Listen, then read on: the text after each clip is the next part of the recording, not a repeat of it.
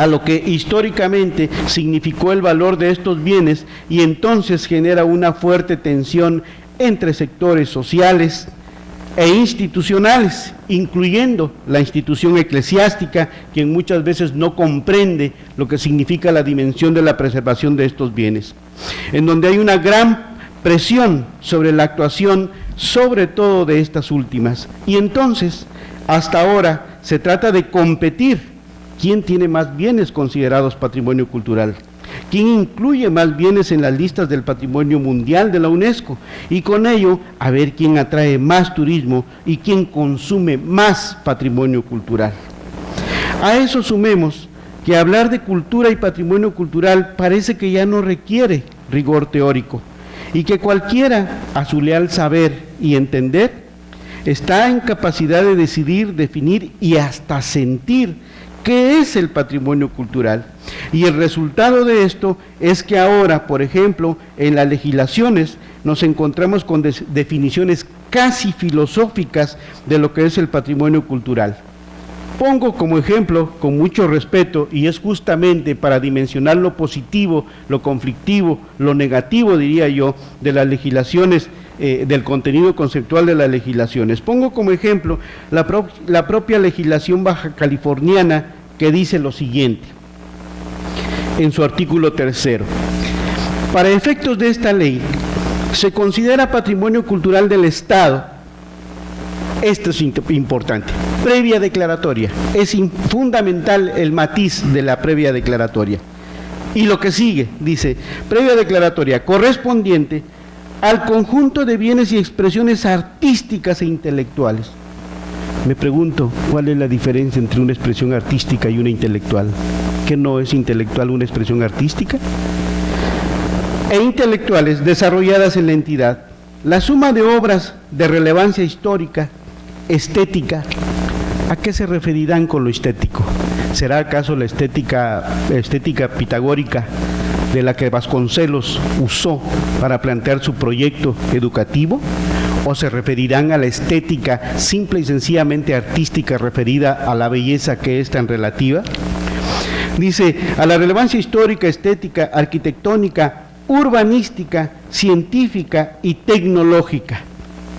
El compendio de manifestaciones y prácticas sociales significativas desde el punto de vista de los valores y tradiciones populares. ¿A qué valores y tradiciones populares nos referiremos? ¿Cuáles son los ejes que determinan justamente este catálogo de valores y tradiciones populares? Así como los bienes y zonas paleontológicas, arqueológicas e históricas. Ojo, un tema que llegó a controversia constitucional en el país, que derivó justamente en que la Suprema Corte de Justicia declarara que la parte de los bienes arqueológicos, paleontológicos e históricos son competencia exclusiva del gobierno federal. Entonces, ¿en qué sentido? Evidentemente, como lo he sostenido en muchas ocasiones, las entidades federativas tienen todo el derecho de referirse a ellas, sí, siempre y cuando haya un apego a las disposiciones de la Constitución. Dice, y aquí viene otro elemento interesante, así como los bienes y zonas paleontológicas, arqueológicas, históricas, dice, y naturales.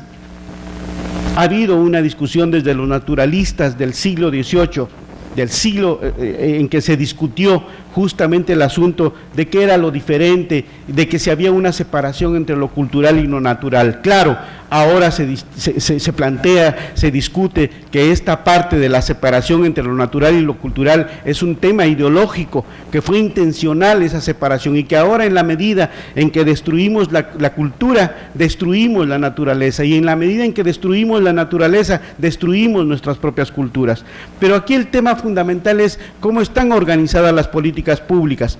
Hay una parte que se refiere a la preservación de lo natural y hay otra que se refiere a la preservación de lo cultural. Me pregunto, cuando haya una declaratoria de patrimonio cultural de una zona natural, ¿a qué autoridad le competirá? ¿A la autoridad que se refiere al medio ambiente o a la autoridad que tiene que ver con la parte cultural? Este es un asunto muy interesante en las definiciones, porque si no se van a aplicar, entonces ¿para qué las incluimos en las legislaciones? Y termino diciendo, y naturales y de importancia para los habitantes del Estado. Cuando se dice los habitantes del Estado, ¿habremos considerado la diversidad del Estado? Tampoco el Estado de Baja California o cualquier entidad federativa es monocultural, es diversa. Y en ese sentido, ¿cómo estamos considerando la participación de los órdenes de gobiernos municipales y la participación social en este ámbito? En ambos párrafos citados, hago dos preguntas. ¿Bajo qué postulados teóricos o de disciplinas de conocimiento deben entenderse o interpretarse dichos enunciados? Y dos, ¿qué aplicación jurídica tendrían ambos párrafos? Puesto que si aparecen en los articulados de una norma jurídica es que deben tener aplicación, si no, ¿para qué forman parte de una ley? Estos ejemplos y muchos más podría referir a lo largo de las legislaciones de todos los estados de la República. Sin embargo, hoy estoy en Baja California, por eso me refiero a Baja California. E incluso en artículos académicos o tesis profesionales de las cuales he leído muchas. Así, por esa razón, formar parte de un espacio académico como este Congreso es una buena oportunidad para discutir estos temas y aportar elementos que nos lleven a una mayor objetividad posible en aras de no crear falsas expectativas en la gente y ayudar a nuestros gobiernos a actuar de manera seria en la construcción de sus políticas públicas, pero sobre todo, y esto también es importante como parte de la conciencia de la sociedad, pero sobre todo de no agobiar a los gobiernos y llenarlos de compromisos que no serán capaces de cumplir. Este es un fenómeno que hay que estudiar mucho, y eso pasó después de la posguerra, en los años 50, cuando los estados se llenaron de servicios públicos y a la larga se fueron dando cuenta que no eran capaces de resolver todos esos servicios públicos. Y esto tiene que ver ahora también con el tema de la cultura. En el norte de México, como contexto de discusión y construcción del patrimonio cultural, como parte de este proceso de desarrollo, el concepto de patrimonio cultural vino además, como dije antes, una etapa de aplicación e inclusión de ese concepto en los marcos jurídicos diversos, siendo la década de los 80 cuando empezaron a proliferar en nuestro país legislaciones sobre este tema, fundamentalmente en las entidades federativas. Para el caso del norte, sobre este punto, se ha dado una discusión muy interesante, que a estas alturas ya no es una novedad prácticamente para nadie que se dedica a estos temas. Pero me da la impresión que poco se ha avanzado en atender el contenido de esta discusión, y reconozco los avances que se han hecho, aunque me parece que aún no es mínimamente suficiente. Dicha polémica se dio en una serie de postulados y cuestionamientos que personalmente consideré y considero como una parte fundamental y por otra realmente desafiantes. Primero, se afirmaba que en el norte no había patrimonio cultural, pues los parámetros estaban establecidos desde el centro y el sur del país, donde se encontraban bienes culturales como pirámides majestuosas que realmente eran importantes. Claro, el patrimonio cultural se identificaba con aquel tipo de monumento, y lo mismo esperaba encontrarse en el norte de México, y como no fue así, entonces resultaba que los presupuestos públicos de inversión para la conservación y protección para el norte eran realmente pobres, mientras que para el centro y el sur se dedicaban grandes cantidades presupuestales. Dos, luego se cuestionaba y afirmaba que el patrimonio cultural del norte de México no tenía por qué medirse con parámetros del centro o del sur del país, o en todo caso, ajenos a su propia realidad, pero no se trascendió en propuestas o indicadores concretos que fueran propios para aquella región. Tres, se llegó a afirmar, en tercer lugar, que el patrimonio cultural del norte de México tenía sus propias características y había que definirlo, identificarlo y protegerlo a partir de sus propios elementos característicos, su propia institucionalidad y sus propias metodologías. Esto me ha resultado realmente un gran aporte para la discusión, análisis teórico y definición de políticas públicas, pero desafortunadamente los avances desde mi punto de vista son todavía muy pobres, salvo algunas excepciones.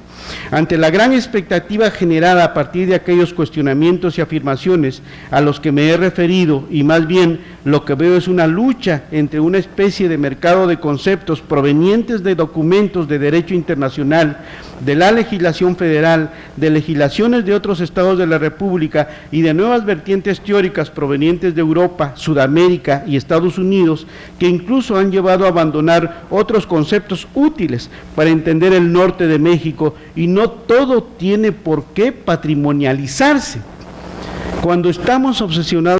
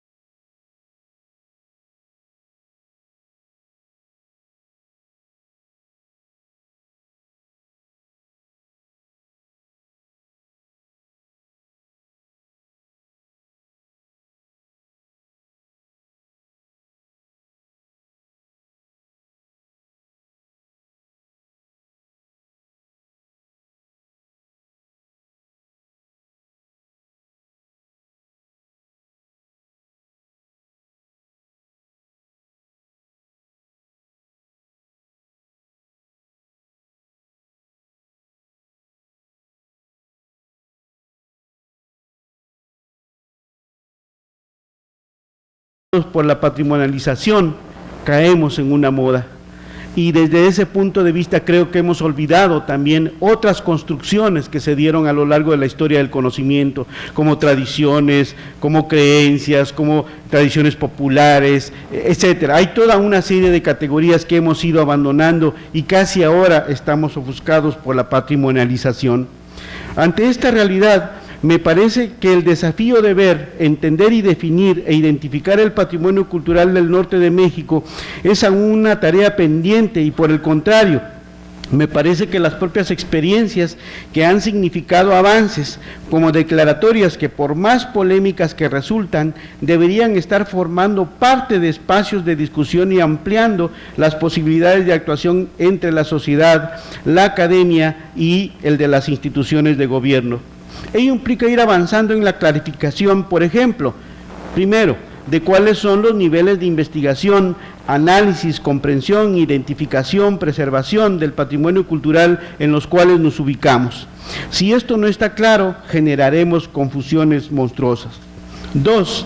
Tener mucha claridad en lo que significa la intervención del gobierno, sus alcances y sus limitaciones, lo cual debe llevarnos a tener claros principios constitucionales y jurídicos que no pueden contravenirse, pues si no, tarde o temprano solo generaremos conflictos y controversias entre órdenes de gobierno e instituciones de los mismos.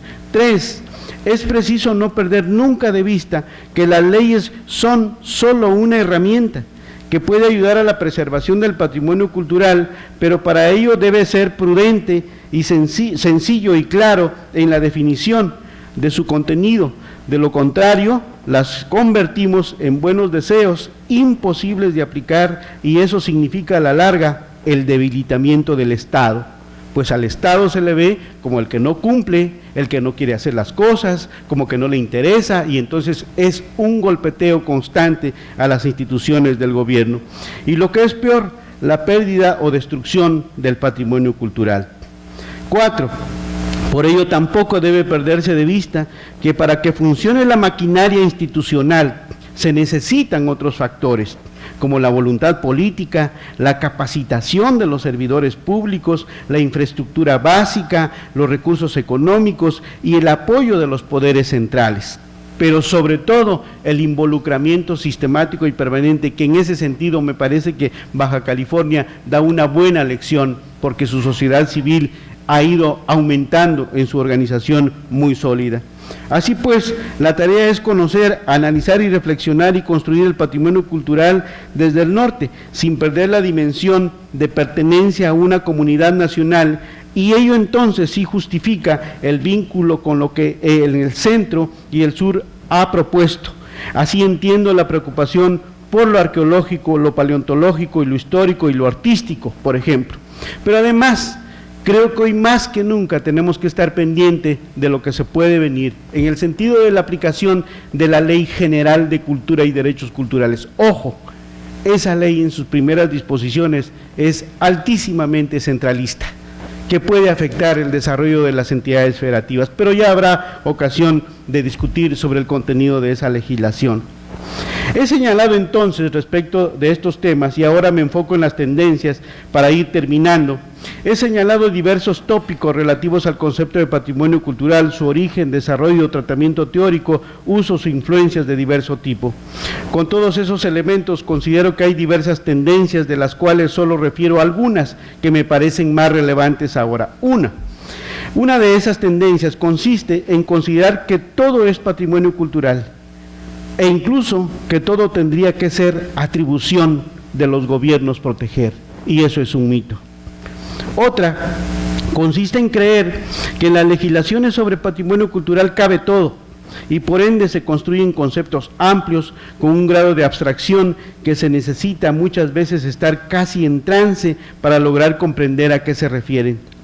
Pero además, las legislaciones tienden a convertirse en enciclopedias que contienen voces o términos definidos como si se tratara de ilustrar a los ignorantes, o en el mejor de los casos, a los neófitos, olvidándose que las normas jurídicas se nutren del resultado de investigaciones, de procesos de conocimiento, que este proceso de conocimiento tiene que aplicarse a un criterio jurídico para poder incluirse en una legislación. Otra tendencia es que se olvida de que el sujeto más importante en la consideración de la idea de patrimonio cultural es la sociedad. Por ende, no solo tiene que jugar un papel central, sino que incluso habrá patrimonios culturales en los cuales sea el único actor la sociedad, no el gobierno.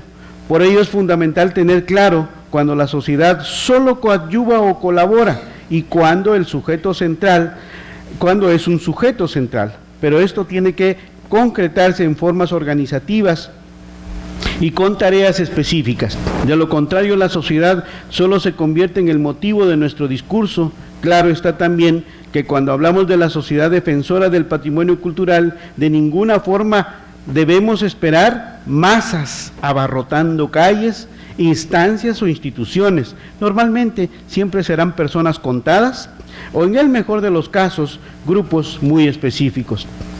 Una última tendencia a la que quiero hacer referencia es a la que de manera mecánica repite o copia de manera acrítica disposiciones de otros instrumentos legales, sean locales, estatales, federales o internacionales. Esta tendencia establece una serie de elementos o factores de presión a las instituciones, las cuales resultan rebasadas e incapaces de cumplir las expectativas, pues no coincide con su visión y alcances. Desde luego, siempre hay voces y visiones críticas que son contrapeso de estas distintas tendencias y eso hace valioso su existencia porque gracias a ello se busca una mayor objetividad que aún así se encuentran desafíos importantes. De ahí la importancia de distinguir por lo menos 3 niveles de análisis en el patrimonio cultural. Uno es el antropológico, sociológico, otro es el histórico, historiográfico y otro es el jurídico, administrativo y político. Si tenemos claros estos 3 niveles, sabremos en qué terreno nos movemos. Termino haciendo referencia a unos breves desafíos. Varios de los grandes especialistas del norte de México, entre ellos Beatriz Braniff, Jesús Nares, Juan Luis Ariego, Miguel Covarrubias, Daniel Rubín de la Borbolla, Leopoldo Martínez Caraza, Víctor Joel Santos, Ramón Viñas, Francisco Mendiola, Gabriela Cepeda, César Quijada y Carlos Chávez, entre muchos otros, han dejado muy claras las diferencias de esta región septentrional y sus enormes medios y acciones de supervivencia frente al exuberante centro y sur de nuestro país, si lo queremos ver desde ese punto de vista. El ingenio y la capacidad en el norte de nuestro país de adaptarse a las zonas agrestes, la escasez muchas veces de recursos de toda índole para enfrentar lo inhóspito de la región, ha dado como resultado una serie de aportaciones culturales, las cuales debemos valorar, identificar, estudiar, caracterizar, catalogar y en su caso determinar si varios de ellos deben tener el estatus de patrimonio cultural. Insisto, no se acaba el mundo si no todos tienen ese estatus. De hecho, Baja California lo ha hecho, por ejemplo, con el Centro Social, Cívico y Cultural Riviera de Ensenada o el Expalacio Municipal de Tijuana. Estos antecedentes son importantes por la experiencia en sí misma, por los bienes declarados y sus características específicas. Podría hablar de Chihuahua, Tamaulipas, etcétera, pero ahora me refiero a estos, por el procedimiento que se siguió para su consideración como patrimonio cultural y por las acciones que se hayan hecho o dejado de hacer. En tal sentido, considero fundamental conformar un pequeño equipo académico asesor de los gobiernos estatal y municipales, que a su vez busquen establecer un espacio académico y técnico permanente, conjuntamente con las universidades y centros de investigación, para orientar permanentemente las políticas culturales y a su vez formen cuadros con el complemento de la función administrativa, de tal manera que haya capacidad de retroalimentación. Esto es fundamental. Muchas veces hay una falta de entendimiento de la autoridad hacia la sociedad o hacia la academia, pero también hay una falta de comprensión de la academia y de la sociedad hacia lo que es el ejercicio de la función pública, el peso de las estructuras administrativas. Ahora la proliferación de órganos de fiscalización cada vez hacen más complicado el ejercicio de la función pública. Es más, hace unos días discutíamos que en el caso de las políticas culturales parece ser que ahora ya no se definen en estricto sentido a partir de las dependencias culturales, sino lo están definiendo las instancias, los órganos que reparten el presupuesto, que fiscalizan, que revisan la función pública. Ahí es donde se está definiendo, y este es un asunto que tenemos que analizar. Considero que debemos reivindicar el rigor académico del patrimonio cultural, pero sobre todo su estudio. De ahí que propondré en un futuro inmediato la inclusión o la integración, por lo menos de estas instituciones, incluido el COLEF, desde luego el Instituto de Antropología, el Instituto de Bellas Artes, para que hagamos un equipo colectivo que se aboca a pensar en una obra colectiva, que incluye no solo la academia, la experiencia de la administración pública, sino también la organización de la sociedad civil en una obra colectiva del norte de México referente al patrimonio cultural. Me parece que ese proyecto está pendiente, lo debemos en esta interdisciplinariedad, pero también en la inclusión de la sociedad y sobre todo lo que es la experiencia de gobierno. Es muy importante no perder de vista eso, porque muchas veces esos elementos son fundamentales. Muchísimas gracias a todos. Gracias a usted, doctor, por esta brillante participación. Seguramente nos ha puesto a pensar en muchos de los detalles que incluyen la ley, pero vamos a pasar rápidamente para preguntas y respuestas. Si alguien tiene alguna pregunta que hacerle al doctor, es el momento. Adelante, hermosa. Buenos días, doctor. Carmen Espinosa de Macu. En la legislación, ¿qué tanto se considera, bueno, más bien, en tu experiencia, qué tanto la sensibilización hacia la comunidad ha jugado un papel importante en los lugares donde la gente sí respeta su patrimonio cultural? Yo conozco la legislación estatal, en algún momento estuve en el patrimonio y me tocó analizar algunos ejemplos de Chihuahua, algunos sitios norteños también de legislación para proteger. Y lo veía más como un grito desesperado de detener el deterioro que estaban sufriendo nuestros inmuebles. Entonces, en esta idea es que surgen estos enunciados donde se abarca todo tratando de hacer que se detenga el deterioro, pero veo que en la mayoría se olvida esa parte formativa o esa parte de capacitación o de iniciar a los jóvenes en apreciar. Si nosotros, por ejemplo, trabajábamos con grupos de secundaria y de preparatoria, les preguntábamos qué les gustaba de un edificio antiguo y nos decían, es que está sucio, está viejo, me gusta más el que tiene espejos y el que está limpio. Entonces, sus valores no están claros porque no hemos invertido en capacitar, esa es mi visión, pero no sé qué tanto funciona en lugares donde ha tenido éxito que las políticas culturales obliguen a los gobiernos y a los presupuestos a mantenerlos y en la medida de verlos bonitos, los jóvenes lo aprecien, o si ha funcionado una parte paralela que es la formación, el aprecio de tu patrimonio, porque por más legislación, declaratorias y respeto de un gobierno y recursos invertidos en algo, si el chavo de secundaria no tiene apego, va a entrar al baño y lo va a rayar, va a llegar y va a subir el pie a la cantera o se va a apoyar, no le va a importar. ¿Cómo en su experiencia ha funcionado la capacitación? Se tiene que invertir en ello y es una política que se tiene que reforzar. ¿Qué pasa con la sensibilización? Mire, yo creo, quiero plantearle tres ideas a lo que en realidad es una complejidad de elementos que me ha planteado.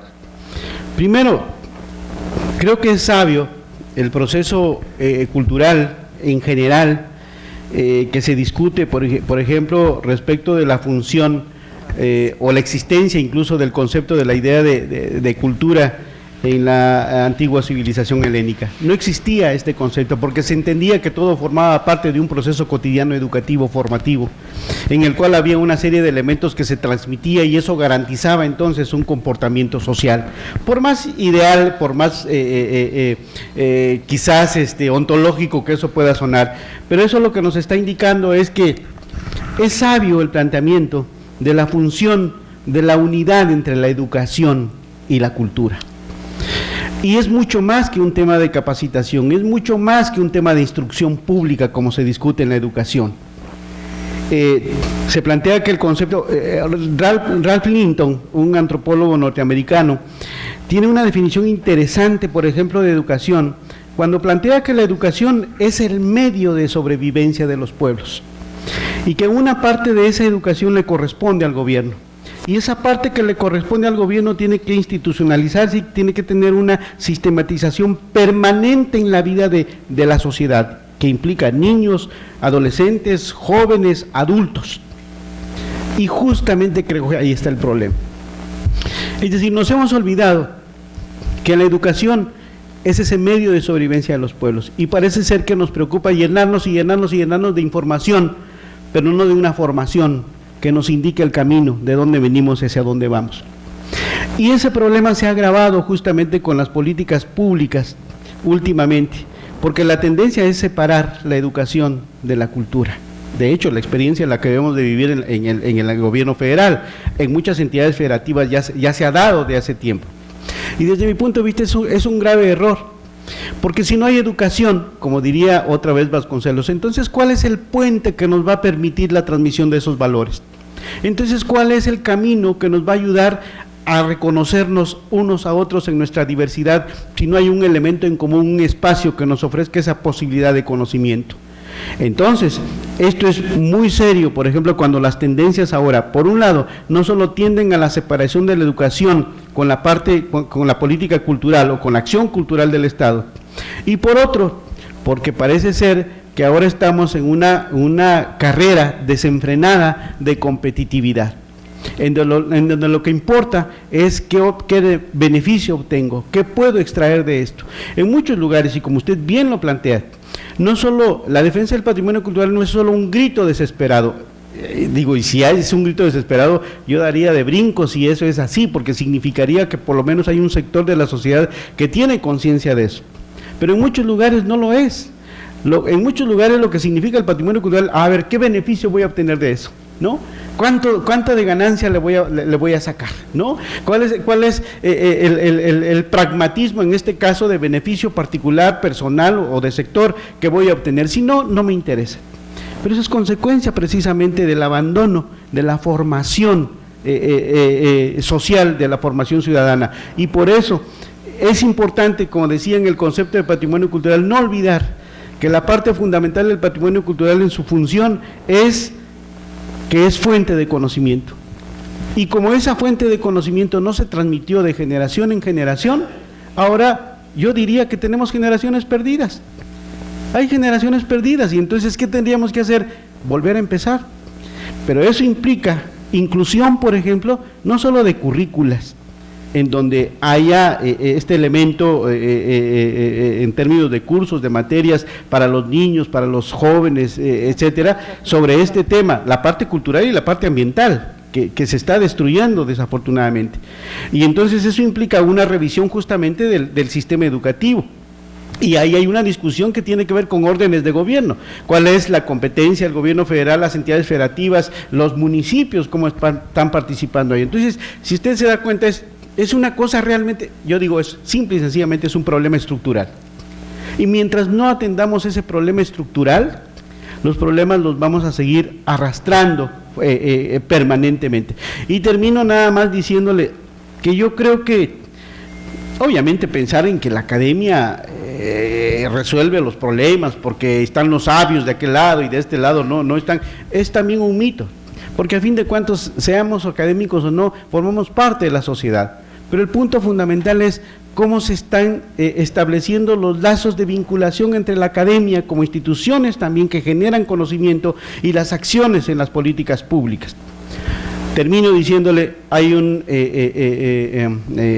ahora es servidor público, que en los años 70 fue servidor público, estaba muy vinculado al tema cultural, y él decía, no olvidemos que las políticas públicas, José Carreño Carlón, decía, no olvidemos que las políticas públicas son proyectos del poder.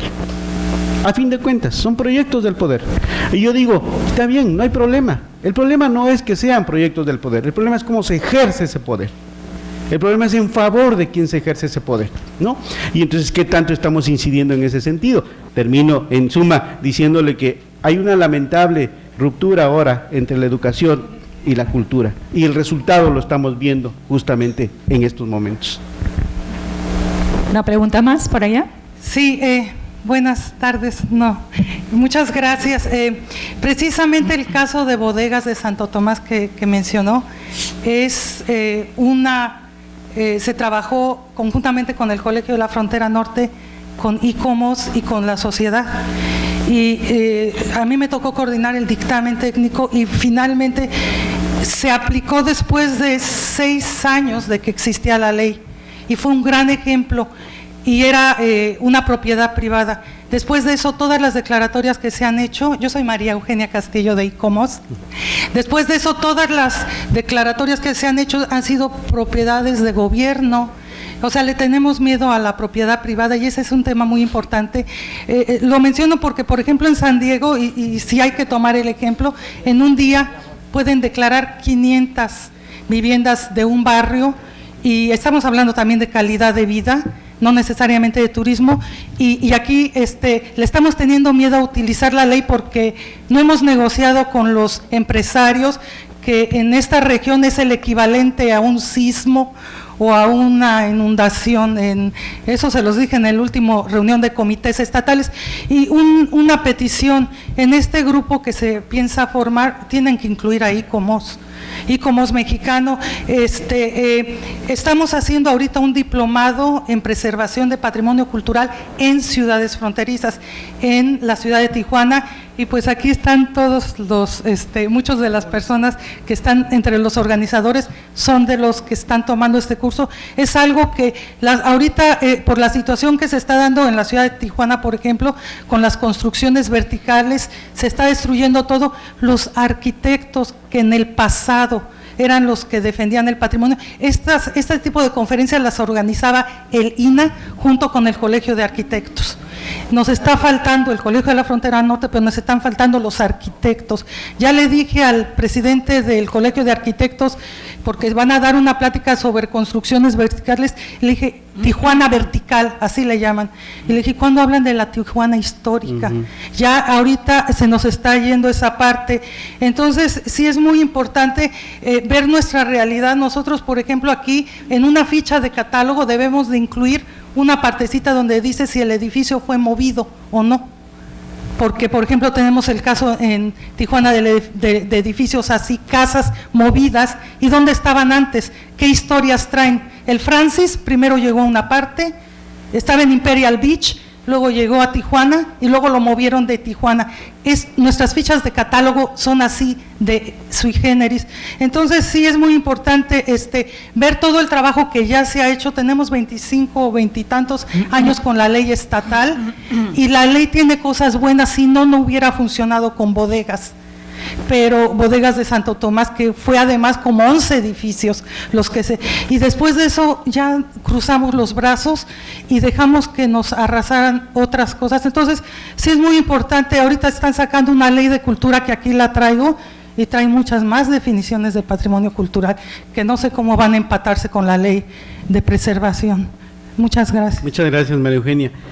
Justo por eso me parece que, derivado de que tenemos que tener la capacidad de valorar lo que en el pasado se ha hecho, las experiencias, por más buenas o malas que sean, creo que hay que traerlas a la mesa, hay que partir justamente de esa base, y no pensar que se va a descubrir el hilo negro de entrada, ¿no? Entonces las experiencias en ese sentido me parece que es importante, y desde luego la presencia de ICOMOS. Señalé, yo en mi planteamiento, las fortalezas o los aciertos, digamos, los avances que ha habido en declaratorias que ha habido en el caso de Baja California, solo mencioné algunas, y en este caso me parece que eso es el reconocimiento de que hay aspectos interesantes en la legislación, no tengo la menor duda. Me preocupa la parte que no opera, me preocupa la parte que se convierte en una especie de catálogo de buenos deseos, y que no solo es catálogo de buenos deseos, a la larga se convierte en un estrés para las instituciones del gobierno, porque como no hay manera, como no hay posibilidad, entonces el culpable es el gobierno, digamos, ¿no? Ese es de ahí la crítica, por ejemplo, que en Europa nos hacen a los latinos. Dice, todos los países de ascendencia latina piensan, dice que para cualquier problema hay que hacer una ley. Dice, cualquier problema, una ley. y dice, y son muy ingeniosos para hacer buenas leyes, tienen un ingenio para hacer buenas leyes, pero no se compara con el ingenio para no cumplirlas, ¿no? Entonces, en ese sentido, me parece que es importante, de manera muy objetiva, muy responsable, muy seria, hacer una revisión sistemática. Lo digo, derivado de esta investigación que estoy haciendo, platicaba con el ministro José Ramón Cosío, justamente la importancia que tiene conocer esto. Publicaremos esa obra que estoy terminando ahora, van a ser 6 tomos de toda la legislación. Entonces, en ese sentido, el interés por rescatar esta experiencia, estos casos que hemos vivido, y desde luego incluir a todo a quien haya que incluir. Y la otra parte que usted refería, el tema de la participación de la iniciativa privada, y efectivamente, por ejemplo, en el caso del servicio público, yo soy de los que humildemente piensan que el ejercicio del servicio público en la época contemporánea, no solo en nuestro país, sino en muchos otros lados, otros países, es bastante ingrato, porque de entrada el que es servidor público ya está bajo sospecha. Ese quién sabe qué va a hacer, ese quién sabe qué intereses, etcétera, de entrada. Y es que es un mito compartido, un mito de ambos lados, digamos, ¿no? El que está en el servicio público es suspicaz, cualquier cosa que haga es sospechoso, quién sabe qué intereses tiene, a quién sirve, etcétera. Y el que está en la autoridad, híjole, esos de la sociedad, quién sabe qué buscan, qué intereses tienen, ¿no? Entonces, de entrada hay una especie de ruptura de la comunicación, y eso es grave para el ejercicio de las políticas públicas. ¿Qué manera hay de romperlo? Justamente creando espacios donde intervengan instancias, no solo bilaterales, trilaterales, todos los que tengan que participar, para que de ahí se construyan precisamente proyectos no solo transdisciplinarios, sino interinstitucionales en términos del involucramiento de la sociedad. Y ese tema tiene que ver justamente con la participación de la iniciativa privada. Desde mi punto de vista, con todo respeto, la iniciativa privada no es una hermana de la caridad, no tiene por qué serlo. Se tiene intereses, da algo y quiere algo a cambio, pero ¿dónde hemos tenido la capacidad de sentarnos a dialogar y de construir reglas claras de la participación de la iniciativa privada? Acabo de publicar un libro que tuve la fortuna de coordinar, que se llama Sismos y Patrimonio Cultural, sobre el tema de los sismos, de los desastres naturales. Y es interesante el papel de la iniciativa privada en su participación en esos casos.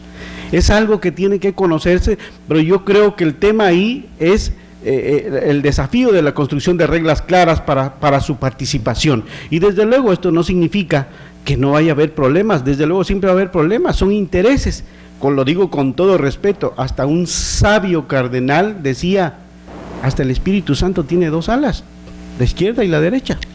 Siempre va a haber intereses en ese sentido, pero tengamos la capacidad de construir espacios donde podamos dialogar y discutir estos temas, ¿no? Y eso implica la inclusión de la iniciativa privada.